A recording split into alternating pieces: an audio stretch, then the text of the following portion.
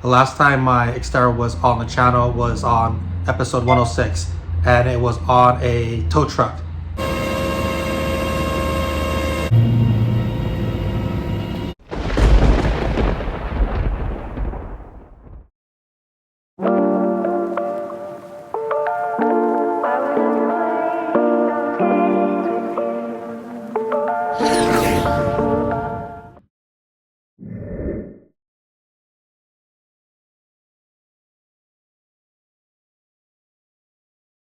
On today's episode, I'm going to go in depth on how I went about solving the problem. The whole time that my Xterra was down, I was pretty bummed out because it's my daily driver, and not only that, it's very comfortable driving it, especially when I'm with my family. I don't have to worry about bumps. So when it was down for that week and a half or two, it was pretty tough to stay positive when trying to troubleshoot what was going on with it. It's not often that I use AAA, but in this particular situation, I had to call them up because I didn't anticipate going down and I didn't bring all my tools. So when the technician came, they brought their tools and they did a battery test, and they came back to me telling me that it was the starter that was a problem. So from there, I immediately ordered it when I got home, and I set aside some time to install it.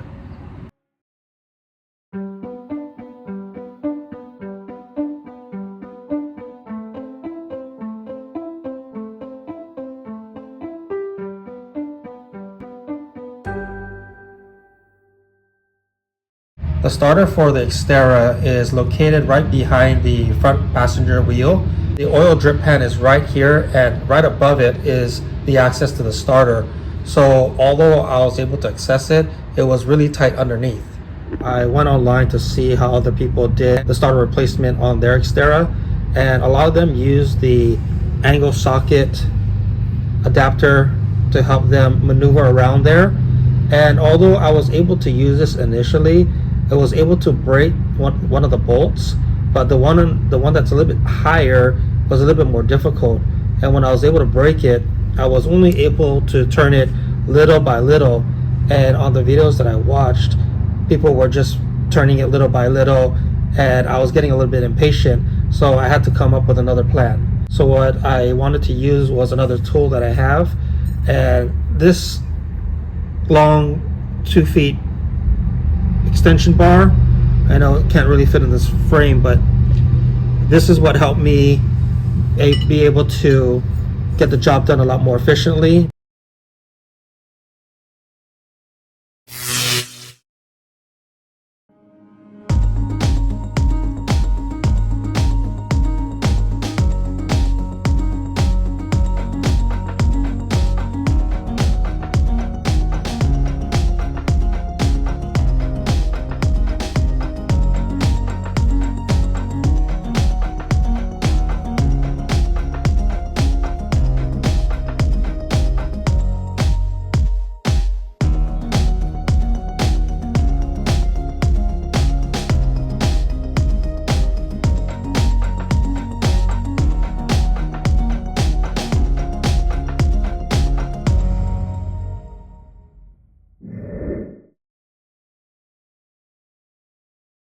Once I was done replacing the starter, I was eager to fire it up because it was down for more than a week.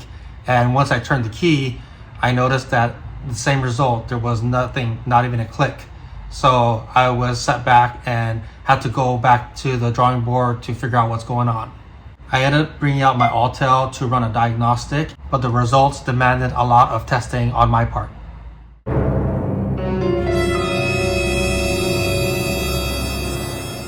The first thing I wanted to check on my car was the fuses. So I went with the main ones that I thought were directly related to what the Autel was telling me. And when I went through all of the fuses, they all checked out. So the next step was I went through all the relays. I tested all the relays with my multimeter and checked for continuity. I also jumped them through the battery to see if they were clicking when I was tapping it on a positive current, and they all checked out.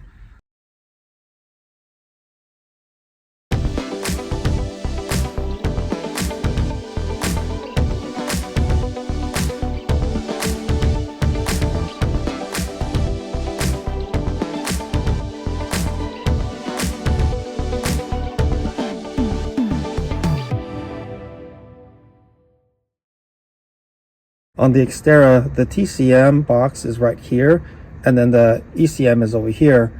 So based on the Altel, it's telling me that there's a communication error between the two.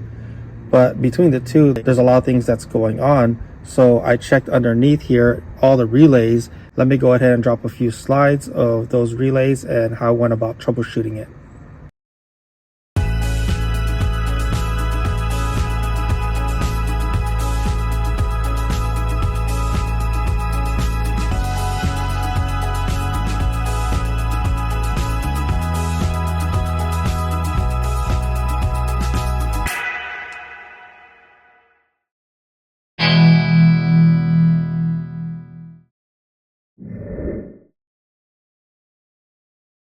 About 10 years ago, my Honda Civic had a very similar problem that I'm experiencing with my Xterra, and I found out that it was the ground cable.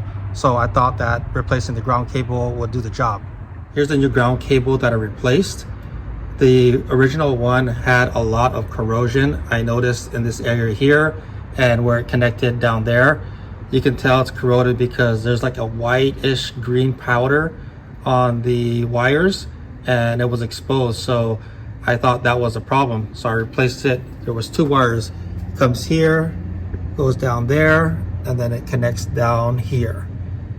So once I replaced it, I went to try and fire it up, and still the engine didn't click or turn over. I also checked the fuse box, all the relays and all the fuses in the fuse box in the engine, and all of them checked out. I even brought out my multimeter to check all the fuses for continuity and jump all the relays, and everything worked perfectly. With that said, it brought me back to square one, and now I'm running out of options. So that made me circle back and think, maybe the starter that I replaced was a defective one. So what I did was I jumped the starter just directly from the battery, and the car was able to start. So here I am getting frustrated, trying to fix this problem, doing all the troubleshooting that I can, and coming empty-handed.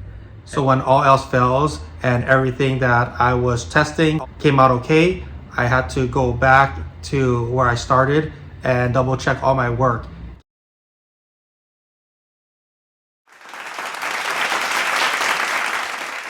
The first thing that I did after replacing the starter was check my fuses.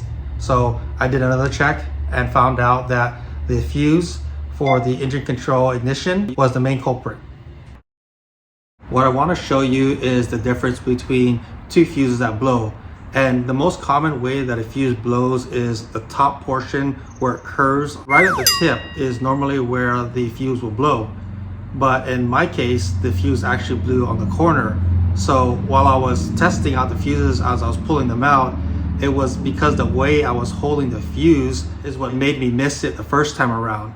That's why circling back was a good idea, because this time I was going to be a little bit more thorough.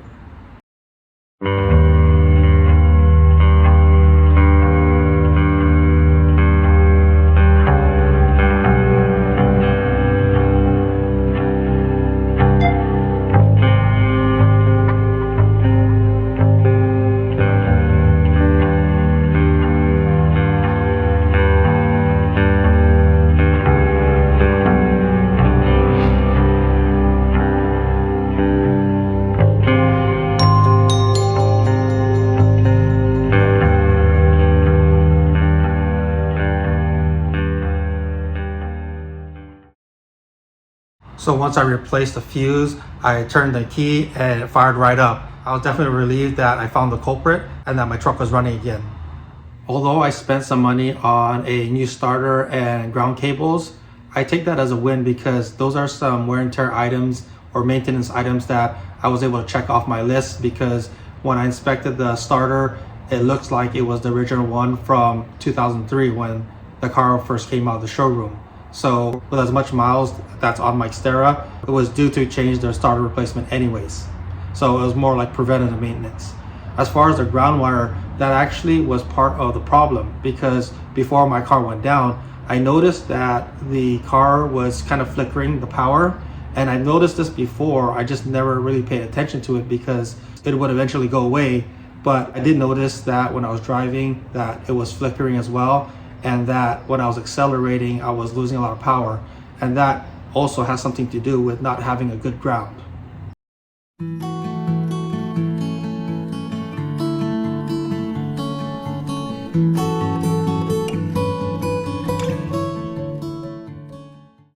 Overall, I'm really happy that my Xterra is back on the road. I'm able to pretty much go anywhere with it without having to worry about bumps or even parking, because I do have the bar on the bottom. So if anyone tries to open up the door, it would hit that before it hits my truck. So I like driving it, not having to worry about people opening the doors on my car. With that said, I'm gonna go and take my family out with my Xterra, and hopefully when we're out, I could do some car spotting. I've used many times Victoria Gardens as a place for car spotting.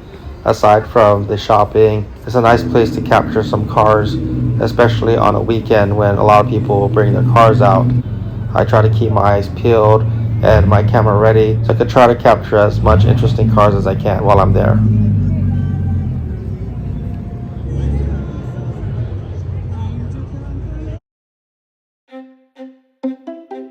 On the next episode, I'm going to focus on my Mazda MX-6. There's a ton of parts that just came in the mail, and I'm going to start installing them, which includes the new front pipe. I'm also going to change the oil, change the filter, and a number of other maintenance parts. So that's going to do it for this episode. Thanks for joining, and we'll see you on the next one. Wow.